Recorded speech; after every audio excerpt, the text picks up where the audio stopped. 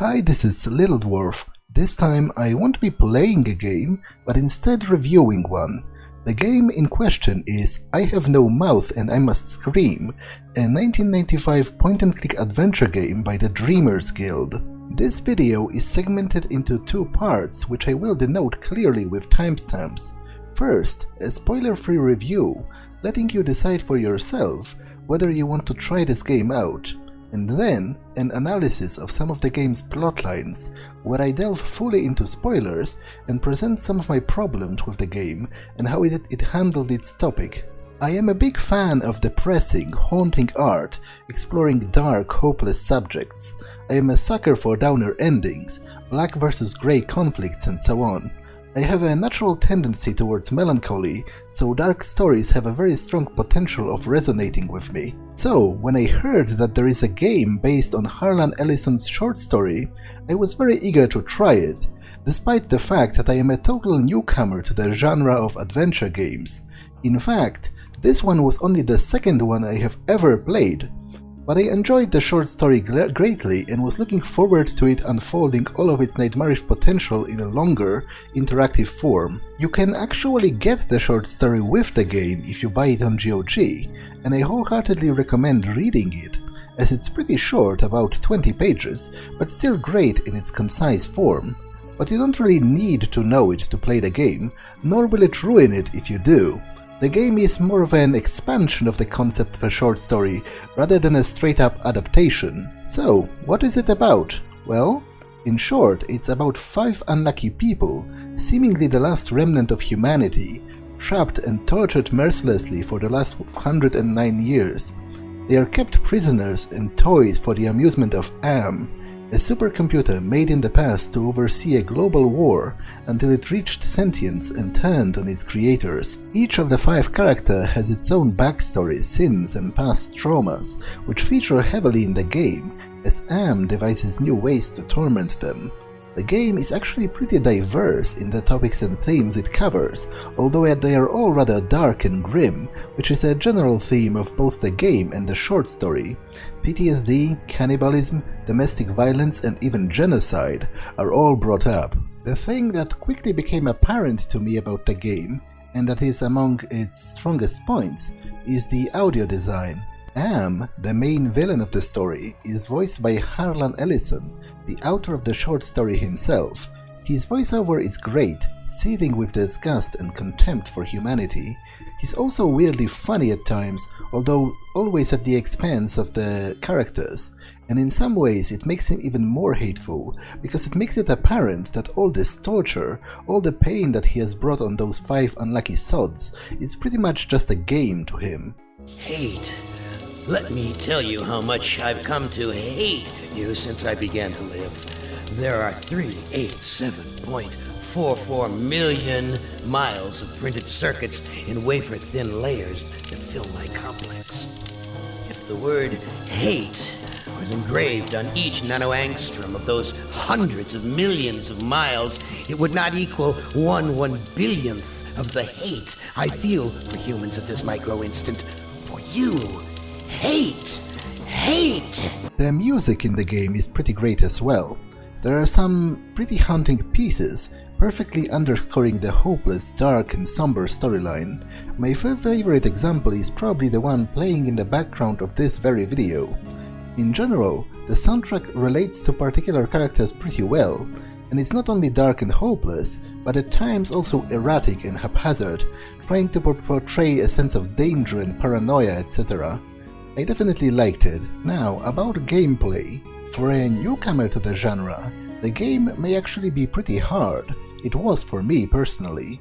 There was a bit of the infamous so-called pixel hunting, where you had to pick up an insignificant item from the background.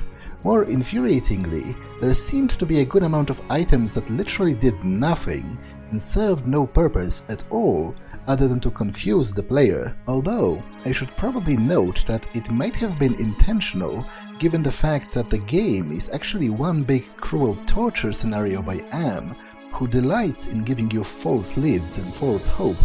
It was pretty obvious in at least one example where you had to make a difficult choice that turned out to be meaningless in the end, and I very much felt that it was intended this way, but it was a little frustrating from an out-of-character perspective. Furthermore, even when you have all of the necessary items, the game seems convoluted at times. There are different actions that you can combine with the items, such as take, use, look at, and so on. Sometimes you're required to utilize particular ones in particular order, even if from a real-life perspective, a different way to proceed seems entirely logical and sensible. You might be tempted to look at a guide or a walkthrough, and if not, prepare for a copious amount of trial and error. There are multiple endings to the game, and achieving the better one takes quite a lot of work.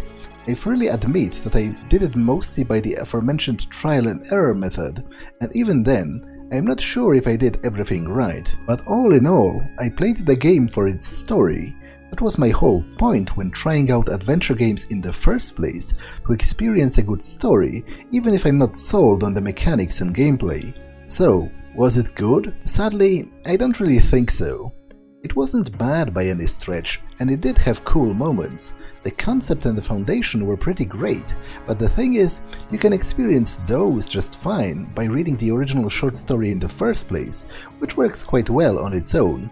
For me, it all kind of fell apart as it expanded on itself. The game deals with very heavy subjects, with trauma, with guilt, with scenes and the idea of overcoming your fault and of redemption, or the idea that there are things so heinous that there can be no redemption for them.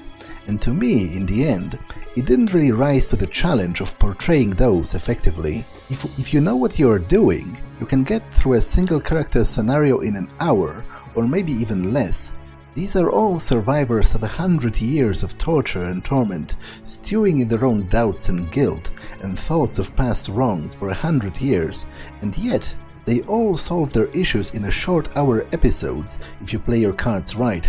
It seldom felt earned to me. I don't want to get deep into spoilers in this part, in case you didn't play the game and would like to try it, but in vague terms, it also seems to me that most of the character scenarios didn't really work from a thematic standpoint.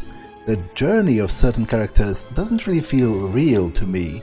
Them facing their past and their mistakes feels more like a short, undeveloped event rather than a real journey of some sorts. I would also be amiss if I didn't mention that I think giving you even an option of achieving an unambiguously positive ending in a game like this, with its kind of setting and the kind of original short story setting, it felt somewhat wrong in itself. In fact, I was fully prepared for the original short story ending to be the best I could achieve in this game, given the circumstances the characters were in. Overall, to me, the game didn't really fully deliver on the horribleness and hopelessness of its base premise. Does it mean it was uniformly bad? No, and you might still enjoy it, especially if you're good and experienced in adventure games, because then you won't get stuck nearly as often as I did. But I still feel a lot more could have been done with it, and I'm kind of disappointed it didn't happen. If you want to see how I did playing the game blind as someone new to the genre overall, or if you're interested in seeing how it plays before you try it for yourself, you can watch my blind playthrough. There is a link in the description. And so ends the review part. Now, I will go pretty deep into spoiler territory, so if you would like to try the game for yourself, please do not watch further. It's intended for those that know the game and would like to discuss some of my points perhaps. Let's start with the ending debacle. As I said, it seems a little antithetical to the themes of the story, especially the original short story, to give the game an unambiguously happy ending. And you can absolutely get that, not only destroying Am and the other two supercomputers, but also discovering a hidden human colony on the moon, with hundreds of hibernated people ready to rebuild the human race now that the AI threat is over. And it feels wrong. It always seemed to me that it was not supposed to be a story in which the characters can win in absolute terms.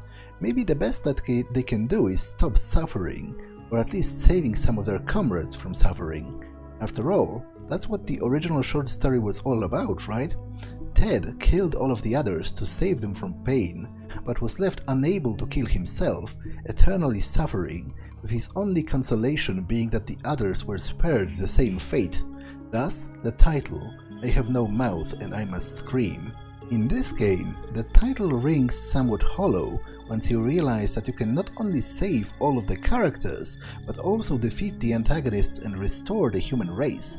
Where exactly is the "and I must scream" part in that? Given my thoughts on the ending, I was therefore happy to learn that apparently Harlan Ellison, the author of the short story himself, kinda shared my feelings on the ending.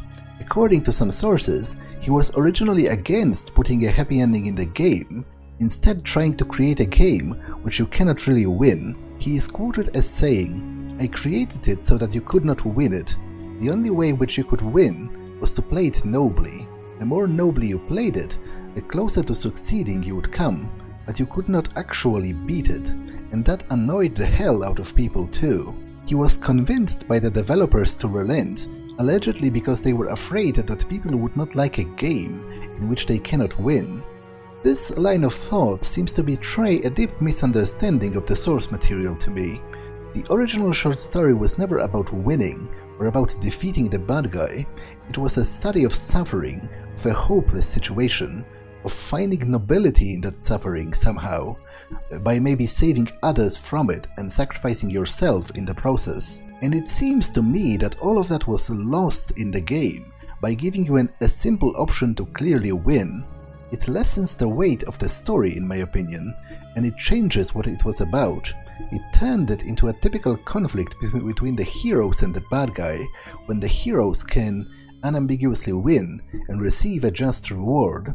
And that's just not what Harlan Ellison had in mind when he wrote the short story, and not what he had in mind with regard to the game either, judging by the quote earlier. Now, let's get into my second major problem with the game's storyline. I said in the review part that the journeys of the characters seldom felt earned to me, and it seemed they overcame their horrible traumas with surprising ease that did not really fit the supposed dark nature of the story. I stand by that claim. Out of all of the characters, I think Nimdok's scenario is the only one that really works on a deep emotional and philosophical level, touching on interesting concepts and doing it pretty well. Nimdok was a Nazi scientist working alongside Josef Mengele himself, who is in fact directly name-dropped by the game. It is interesting and kind of weird, since the Third Reich is otherwise referred to ambiguously as the regime. The swastika is nowhere to be seen, and Hitler himself is simply called the leader. But Nimdok was also Jewish, and he subjected his own people to torture and death. His scenario in the game deals with the guilt of that, and with the question of whether for such crimes can there ever be forgiveness. If you do the scenario right, the answer turns out to be a resounding no. Nimdok activates the Golem, a protector construct and legendary figure of Jewish folklore, and transfers the control of it to the lost tribe, his own Jewish brethren that he betrayed. He is himself then promptly killed by the Golem, and I think it's pretty great that even if you do everything correctly, Nimdok still dies at the end, and it's treated as the right thing to have happened. Nazis are usually pretty boring as far as antagonists go, because they invoke instant hatred and disdain. There's literally nothing worse than them usually, and thus they are not particularly interesting. Most of the time anyway. I think they did work in this game because they served as a mirror to Am himself. They served as a dark, horrible reminder that whatever master torturer Am styled himself to be, humanity itself had the capacity to surpass his cruelty. In fact, Am seemed to admire the atrocities committed by them, and by Nimdok himself, which is in itself pretty chilling. To have the admiration of your own torture for your cruelty, to have an admission of your deeds serving as an inspiration for such an evil being. And so in the end, Nimdok's participation in that cruelty was something that put him squarely beyond redemption, and him realizing this and submitting to the judgment of his people that he betrayed was the only way that he could achieve something of value in the end. As I said, I think this one worked pretty well, but only if you got it right all the way through. Ellen's scenario dealt with heavy real stuff, and was, in a way, maybe the most every man, or rather every woman story of them all. Apart from Ted's, I guess, but Ted's was generally less engaging overall, more on which later. None of us are literal Nazi scientists, none of us hit our wives, or at least I hope so. None of us have committed war crimes, again, I hope, but every one of us has been hurt in some way, and some of us have been hurt so badly that we have to struggle with the consequences of that. In theory, Ellen's scenario was good, but it wasn't executed particularly great, which ties into the aforementioned easiness of the thematic journey of the characters. Ellen, in-game, has a crippling fear of the color yellow, since it's associated with the memory of her being raped by a man in a yellow jumpsuit, and her scenario concerns overcoming that fear. But the problem is that Ellen overcoming her 100-year-old trauma literally amounted to her trying and failing to enter a yellow room twice, and then succeeding at the third time, and when the time came to confront her attacker, you simply choose the right dialogue option, and she unceremoniously punches him in the face a couple of times, even though she cowered in fear mere seconds before. And that's it, she's alright now. There was no deep soul searching, no summoning inner resolve, no realization of her own power or anything like that. She just did it, just like that. If she was a real woman, and if overcoming her trauma came that easily to her, if she just sometimes switched and something changed for her, all the power to her. I wish all the survivors of trauma all the best in their path to recovery, but as a fictional story, it just wasn't too satisfying or too convincing to me. There's also another problem with Ellen's scenario in my mind. There seems to be a tonal inconsistency where she's sometimes cracking weird jokes despite the overall seriousness of the situation. At one time, she says when commenting the design on one of the chambers, "An Egyptian burial chamber? Oh, you little Dickens. As an interior decorator, kiddo, don't give up your day job." Which I guess it might have been her way to try and cope, but it wasn't shown in a particularly convincing way. Any scenario concerned his past, executing soldiers under his command, and possibly also cannibalizing their bodies. Thus, his flow is supposed to be mercilessness. The scenario gives him an option to sacrifice himself for a small boy, laying his life down in exchange, thus proving that he has learned compassion and earning forgiveness from the ghosts of his fallen soldiers. But to me, his story didn't work because his sacrifice wasn't real. First, the game establishes during the scenario that the people of the village are in fact robots, which kind of murkies the waters with regards to their true capacity to feel pain, their true sentience, and the true meaning of sacrificing yourself for their sake. Second, it's a bit implausible for Benny to truly believe that Am would kill him, or in fact would let its will be subverted at all in any major way. I think it's naive for Benny to think that Am would spare the boy just because Benny offered himself in his place, and even if he did, it's unlikely that Benny would actually die. Thus, his sacrifice is once again kinda dubious on those two fronts. And lastly, I don't think it works because even if he did truly believe that he would die, and at face value that was the fate that the game was implying lies ahead for the chosen victims of the sacrifice, death at this point would be a relief for Benny. He would probably be happy to die. If death is something that you desire, then I can't really buy it as a sacrifice you make. Sacrifices are not supposed to be easy. You're not supposed to get something you wanted anyway in the process. Gorrister's scenario didn't make sense to me as a redemption story, or even as a coping with your past story, and it's strongly implied that it's supposed to, since in the intro Am mocks him about his wife being sent into an insane asylum, and the mockery only makes sense if he's A, responsible, or B, at the very least feels guilty about it. And he does feel guilty. He should, though not for the reasons he seems to, and not for the reason the game seems to concentrate on. Because here's the thing, Gorrister may have been innocent of causing his wife's madness, but he still hit her, like he literally physically hurt her. More than once perhaps, but even once would be enough to be reprehensible. And the scenario never really addressed that. He sort of acknowledged that briefly, but never really dealt with it in any detail, and he never apologized. Instead, he literally jumped at the possibility to shift blame to his mother-in-law, and it was treated as some kind of an elating news that he wasn't responsible for Glynis's madness because Edna was. I didn't buy it for a split second. It doesn't work as a good story to me.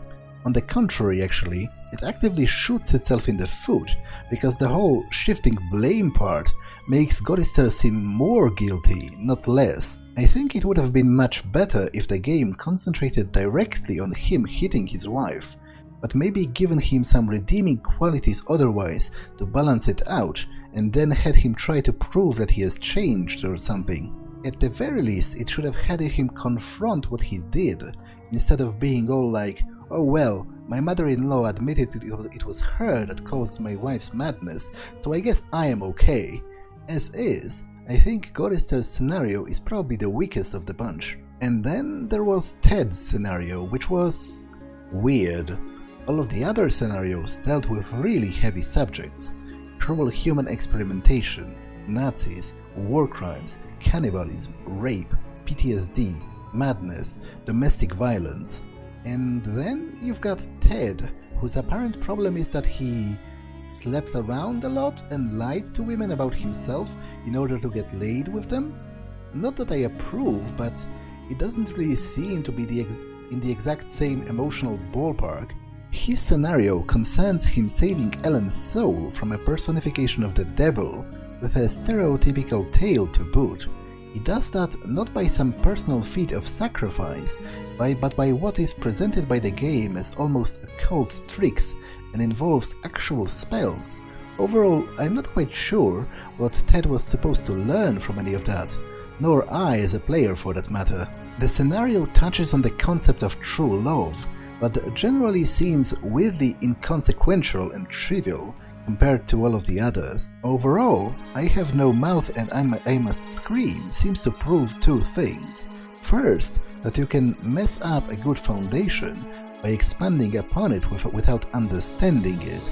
And second, that treating video games as something to be won can seriously screw up their potential as art. So, that's it for this video. I hope you enjoyed it, and I will gladly engage in discussion in the comments. I'm also grateful for any feedback. I'm only beginning my adventures with this kind of format. If you liked it, take a look at the channel. There are 2 more videos like this one, and I plan on doing more in the future. For now, that's all for this one, and I will see you in the next one. Bye!